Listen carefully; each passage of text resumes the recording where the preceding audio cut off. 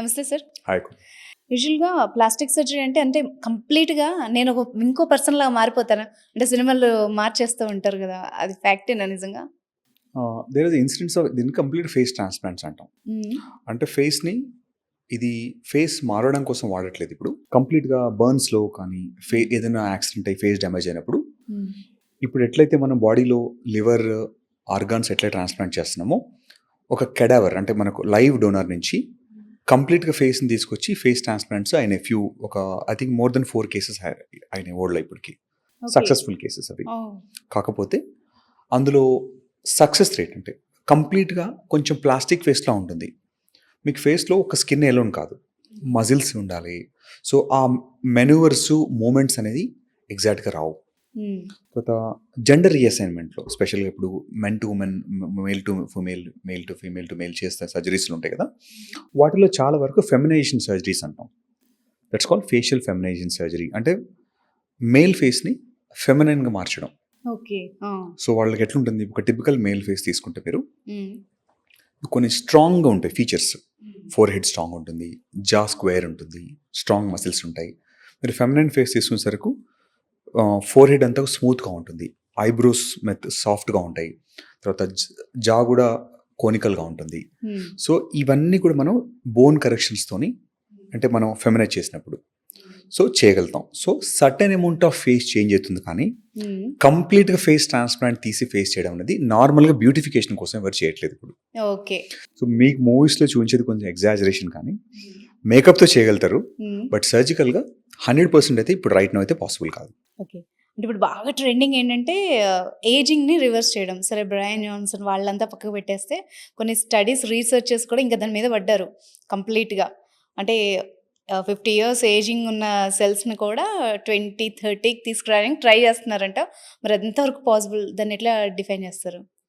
ఇప్పుడు మీరు బాడీలో 2 రకాల క్లాక్స్ ఉంటాయి. బయోలాజికల్ క్లాక్ అంటాం. హ్మ్. అంటే మీ మీ పాస్‌పోర్ట్‌లో ఉండే ఏజ్ ఒకటి, మీ సెల్ ఏజింగ్ ఒకటి. ఓకే. అందులో మెయిన్‌గా ఉండే ఫీచరు మీ మీ క్రోమోజోమ్. హ్మ్. టీలోమేర్ అంటారు దాన్ని. ఈ క్రోమోజోమ్ ఏజ్‌తో పాటు క్రోమోజోమ్ లెంగ్త్ తగ్గిపోతా ఉంటుంది. హ్మ్. తర్వాత సర్టెన్ ఏజ్ వచ్చిన తర్వాత మీ బాడీలో డెడ్ సెల్స్ పెరిగిపోతాయి. హ్మ్. సెల్ టర్నోవర్ రేట్ తగ్గిపోతుంది. హార్మోన్స్ పడిపోతూ ఉంటాయి. డిక్లైన్ అయిపోతూ ఉంటాయి. So, there are lot of process happens during ageing.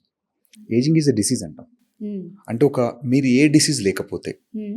You should look for ever young. Okay.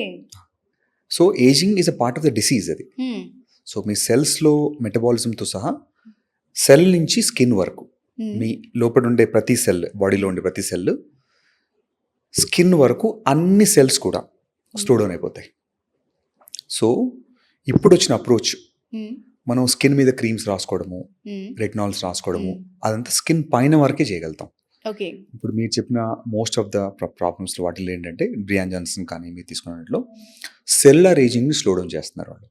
Okay. So, ఇది సర్టెన్‌లీ పాసిబుల్. హ్మ్. అసలు మనకు ముందు ఈ మెజర్‌మెంట్ లేదు. హ్మ్. సెల్ సెపరేట్‌గా ఏజ్ అవుతుందనే సంగతి తెలీదు మనకు. ఇప్పుడు డీఎన్ఏ మెథలేషన్ అనే టెక్నాలజీతోని ఎగ్జాక్ట్‌గా మీ బాడీలో క్లాక్ ఎక్కడుంది. మీరు 30 ఉన్నారు.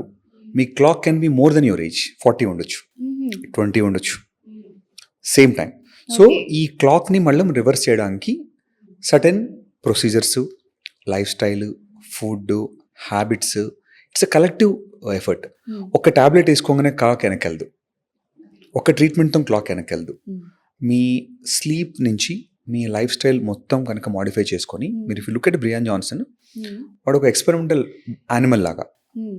ప్రతిరోజు అవును. 11:00కే meal. 11 AM in the morning is the only meal he takes. Hmm. తర్వాత రోజు ఇంత ఫిట్‌నెస్ చేస్తాడు. హైపాక్సిక్ ఛాంబర్స్‌లో వెళ్ళుంటాడు. సో, ఇన్‌ఫ్రారెడ్ లైట్ తీసుకుంటారు. So, there are so many things he do. Hmm. So, అవన్నీ మనం హ్యూమన్‌గా చేయలేం. కాకపోతే కొన్ని things sleep very essential. Diet very essential. అక్కడ non compromising. Habits non compromise. అంటే మీరు స్మోక్, ఆల్కహాల్ నేను హెవీ తీసుకుంటాను అని నాకు ఏజింగ్ స్లో అవ్వాలంటే కుదరదు. Okay. So, you have to leave up some pleasures హ్మ్. అండ్ గెటప్ మార్నింగ్ లేవాల్సిందే, ఎక్సర్సైజ్ చేయాల్సిందే, హ్మ్. డే అంతా యాక్టివ్ ఉండాల్సిందే. నేను కూర్చొని కాళ్ళు చాపుకొని కూర్చుంటాను నాకు ఏజింగ్ కాదని కుదరదు. Hmm. You have to be mobile. So there is non compromisable things అన్ని కూడా. వీటితో పాటు there are some few medicines now. ఇప్పుడు రాపామైసిన్ అని ఒక మెడిసిన్ వచ్చింది ఇప్పుడు. అది rapamycin is one of the anti ageing medicine. అది మైస్ మీద ప్రూవ్ అయింది, ఓకే. హ్యూమన్స్లో కూడా ట్రయల్స్ అయినాయి, బట్ ఇంకా FDA అప్రూవ్ చేయలేదు. NAD+ అంటారు, తర్వాత గ్రోత్ హార్మోన్ సప్లిమెంట్స్, ఇవన్నీ కూడా మీరు చెప్పిన ఏజింగ్ని స్లో డౌన్ చేసే ప్రాసెస్. ఓకే. సో అందరికీ అన్న అవసరం ఉండదు. మీ ఏజ్ తగ్గట్టుగా ఒక కంప్లీట్ డ్యామేజ్ అనే దాన్ని మనం రివర్స్ చేయలేకపోవచ్చు, కానీ ప్రివెన్షన్కి స్లో డౌన్ చేయడానికి మాత్రం చాలా మెథడాలజీ అవైలబుల్ ఉన్నాయి ఇప్పుడు మనకు.